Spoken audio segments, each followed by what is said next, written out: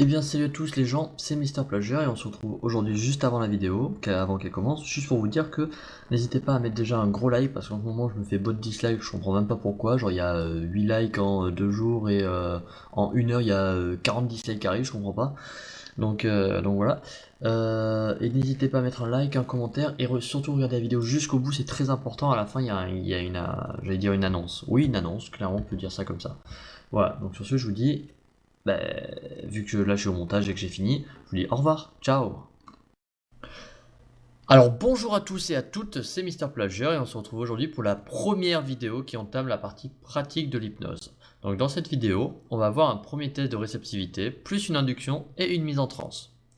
Donc comment va se passer la vidéo? En fait c'est très simple. Dans le train hier, hier, dans le train, j'ai hypnotisé une connaissance de mon lycée. Pourquoi je dis une connaissance? Parce que je le connais pas plus que ça, je lui ai déjà parlé 2-3 fois, mais sans plus quoi. Il fait ni partie de ma classe, etc. Et il a voulu se porter au jeu. Tout en sachant qu'il avait déjà été hypnotisé il y a pas mal de temps, il y a 1 an ou 2, donc du coup il a déjà vécu l'expérience, mais c'est pas important. Donc il n'y a pas aucun trucage, la personne est sincère, il n'y a pas de complicité ou quoi que ce soit. De toute façon c'est pas mon but, mais voilà, je trouve que c'est bien de vous le dire. Donc comment ça va se passer la vidéo? C'est simple. Donc je vais mettre la vidéo qui dure environ 1 minute. Et ensuite, sur cette vidéo, je vais faire des arrêts sur image pour vous dire pourquoi je fais ci, pourquoi je fais ça, etc. Donc sur la vidéo, on va voir le premier test de réceptivité, ensuite on va voir une induction et une mise en transe. Si vous n'avez rien compris à ce que je viens de dire, je vous invite à voir mes 2 premières vidéos sur le thème de apprendre l'hypnose qui sont évidemment dans la description.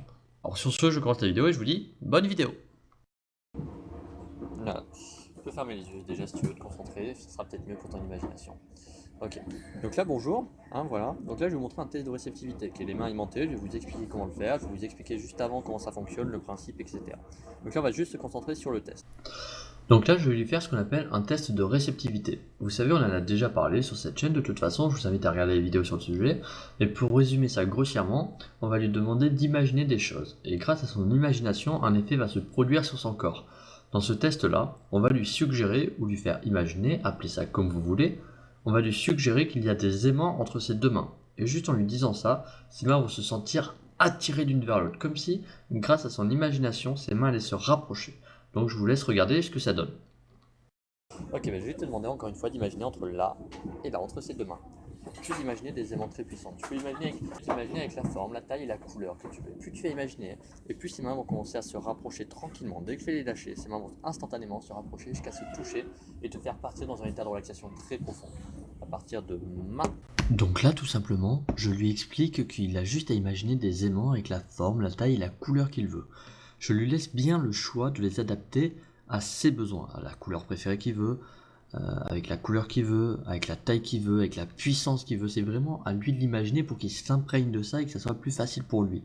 Par exemple, imaginons que quelqu'un n'aime pas du tout le rose. Si je lui force à imaginer des aimants roses avec des paillettes, par exemple, il va avoir moins envie de jouer le jeu à fond et du coup, ça va moins bien marcher, évidemment. Donc le but est vraiment de lui faire imaginer le plus de détails possible. Ensuite, je prépare la carte de secours. En gros, la carte de secours, c'est juste de prévenir que quand ses mains se toucheront, il partira en état de relaxation. Donc je m'assure avec ça que s'il est très réceptif, j'ai le temps de lui dire. Car quand quelqu'un est très très réceptif, des fois juste en ayant lâché ses mains sont presque prêtes à se toucher et du coup c'est compliqué, tu dois enchaîner en mode oh, vite, quand tes mains se toucheront. Et c'est pas du tout agréable et la personne elle le ressent, ce qui est pas forcément cool. Alors du coup là je le prépare d'avance en lui disant que quand ses mains se toucheront, il partira en état de relaxation. Donc s'il est très réceptif, moi ça m'arrange. Et lui, il sait déjà ce qui va se passer. S'il est moyen réceptif, il sait déjà quand même ce qui va se passer. Et du coup, c'est plus simple pour lui de s'en imprégner. Et s'il est plus réceptif, de toute façon, j'aurai le temps. Je ne suis pas obligé de suite l'amener en état de relaxation et je pourrais lui faire plusieurs tests après. Donc je vais vous laisser regarder la suite. Tranquillement, de plus en plus et de mieux en mieux. Ses mains vont commencer à se rapprocher de plus en plus. Et dès que ses mains se toucheront, ce sera peut-être dans 5 secondes comme dans 20, je dirais juste le mot dors. Ça n'aura rien à voir avec le sommeil. Ce sera juste garder les yeux fermés et se laisser plonger dans un état de relaxation très agréable et très profond. Ce sera juste quand les mains se touchent. Enfin, il arrive le moment de l'induction. C'est le moment où tout le monde a peur. Mais bon, comme je vous l'ai dit dans la vidéo sur comment gérer l'échec, que je vous invite à aller voir si vous ne l'avez pas vu évidemment, cela ne sert à rien d'avoir peur de l'induction. Car l'induction ne peut jamais foirer à cause de vous, mais seulement de l'hypnotiser. Là, dans mon cas, avec la carte de secours, je lui ai clairement expliqué, et je me suis assuré qu'il ait bien compris, que quand je lui dirais le mot dors, il part en état de relaxation et qu'il se laisse aller. Donc, si ça foire, ce n'est pas de ma faute, je lui ai dit ce qu'il a à faire. Donc ça ne peut pas foirer à cause de moi. Donc pour ceux qui ont oublié, je rappelle ce que c'est l'induction. L'induction est un petit choc qui fait passer la personne de l'état normal à l'état d'hypnose après une suggestion. Dans mon cas, la suggestion, c'est la carte de secours. Où est-ce que je lui ai expliqué que quand ses mains allaient se toucher, il part en état de relaxation. Et le petit choc, c'est juste avant que ses mains se touchent, environ 2-3 secondes. Ça, après, c'est à vous de voir. Je peux pas voir pour vous, vous voyez. Donc environ 2-3 secondes avant que ses mains se touchent, vous lui rapprochez les mains plus vite entre elles. Et vous lui dites le mot d'or quand les mains se touchent. Ou vous aurez pu lui dire banane, mais tout simplement quand vous lui dites, quand je dirais le mot d'or, vous aurez pu dire quand je dirais le mot plonge dans un état de relaxation, ou quand je dirais banane, tu fermes les yeux et tu te laisses aller par exemple, ça marcherait tout aussi bien. Moi je préfère dire d'or ou plonge parce que ça fait vraiment un effet de profondeur et la personne elle sait se laisser aller quand tu lui dis ça. Et du coup, genre c'est plus simple pour elle. Mais après, ça aurait très bien marché au mot banane, ça aurait rien changé. Et en gros, voilà, donc ce petit choc tu rapproches les mains un peu plus vite et tu lui dis dors, ça va lui faire un bug dans son cerveau, ce qui va lui faire partir la personne de l'état normal à l'état d'hypnose. Ayez confiance en vous à ce moment-là. Si vous n'avez pas confiance en vous et qu'à la personne vous lui dites dors, ça ne marchera pas. Alors que si tu dis dors ou dormir, sommeil profond, ça marchera beaucoup mieux. Voilà, moi dans mon induction, je n'ai pas eu peur. Je vous laisse regarder la suite.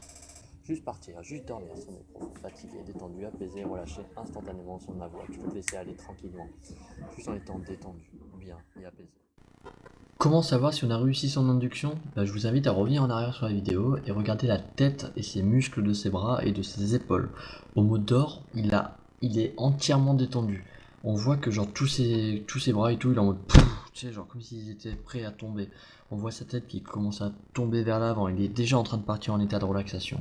Il est déjà détendu. Le seul truc qu'il a envie de se laisser aller, c'est de laisser tous les muscles se détendre entièrement. Voilà. Donc après, il y a aussi d'autres signes qu'une induction est réussie, mais je vous en ferai une vidéo à part. Donc sur ce, j'espère que vous avez apprécié la vidéo. S'il y a quelque chose que vous n'avez pas compris, posez votre question en commentaire, j'y répondrai dès que possible. Et sachez qu'il y a une vidéo en montage actuellement, une grosse séance d'hypnose complète, que je vais sûrement couper en 3 ou 4 vidéos. Voilà, sur ce, c'était Mister Pleasure, et je vous dis à la prochaine, et bon voyage!